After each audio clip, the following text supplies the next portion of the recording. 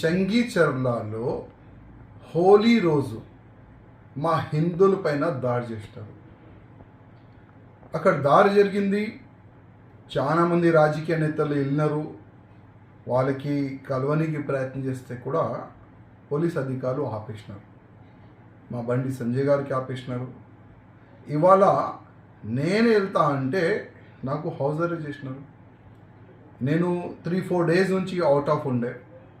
నేను నైటే హైదరాబాద్ వచ్చిన తర్వాత ఇవాళ చంగీచర్లలో వెళ్ళి మా హిందువుల పైన దాడి చేసిన వాళ్ళందరితో కలవాలనుకున్నా. ఎంతోమంది మహిళలకి దెబ్బలు తగిలినాయి, యువకులకి దెబ్బ తగిలినాయి. అసలు పోలీసు వాళ్ళు వన్ సైడే యాక్షన్ తీసుకుంటున్నారు, కేసులు బుక్ చేస్తున్నారు. దెబ్బలు తినే వాళ్ళపైన ఎట్లా కేసు బుక్ చేస్తారు? ఇప్పుడు వాళ్ళకి భోజన వ్యవస్థ కానీ వాళ్ళు ఏ కండిషన్లో ఉన్నారు అది చూడడానికి ఇవాళ మేము ప్లాన్ చేస్తే సడన్గా పోలీస్ ఫోర్స్ వచ్చి ఏసీపీ గారు, ఒక 4 పోలీస్ స్టేషన్ ఇన్స్పెక్టర్ అందరూ వచ్చి మాకు హౌస్ అరెస్ట్ అడుతున్నారు. ఎందుకు చెప్తున్నారు అంటే అక్కడ ఎంఐఎం వాళ్ళు కానీ వేరే వాళ్ళు వెళ్ళొచ్చు, బీజేపీ వాళ్ళు వెళ్ళకూడదా? మాకెందుకు ఆపుతున్నారు? ఇవాళ పోలీస్ అధికారులకి అడుగుతున్నాం.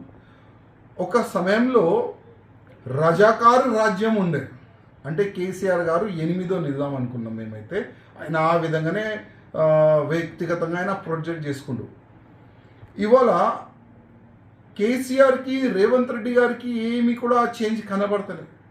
కేసీఆర్ గారు కూడా హిందువులపైన దౌర్జన్యం చేసిండు. ఆయన రాజ్యంలో కూడా హిందువులపైన దౌర్జన్యమే జరిగింది. ఇప్పుడు కాంగ్రెస్ హయాంలో కాంగ్రెస్ ప్రభుత్వంలో కూడా హిందువులపైన దౌర్జన్యమే జరుగుతుంది. నేను ముఖ్యమంత్రి గారికి, పోలీస్ అధికారులకి చెప్పేది ఒకటే, మా హిందువులపైన దౌర్జన్యం జరిగితే మేము ఆగం. మీరు హౌస్ అరెస్ట్ చేయండి, ఏం చేస్తారు చేయండి. ఇవాళ చేస్తారు, రేపు చేయరు కదా, ఎల్లుండి చేయరు కదా. మళ్ళా దాని తర్వాత ఏమవుతుంది అది మీరు ఆలోచించండి.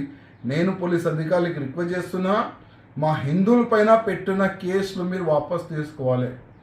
మా హిందువులపైన దాడి చేసిన వాళ్ళు జస్ట్ మీరు 7 మెంబర్స్ పైననే మీరు యాక్షన్ తీసుకున్నారు. అక్కడ 100 మంది ఉండే, 100 మంది కలిసి హిందువులపైన దాడి చేసినారు, మహిళలపైన దాడి చేసినారు. వాళ్ళందరికీ అరెస్ట్ చేయాలని ఇవాళ మేము పోలీస్ అధికారులకి రిక్వెస్ట్ చేస్తున్నాం.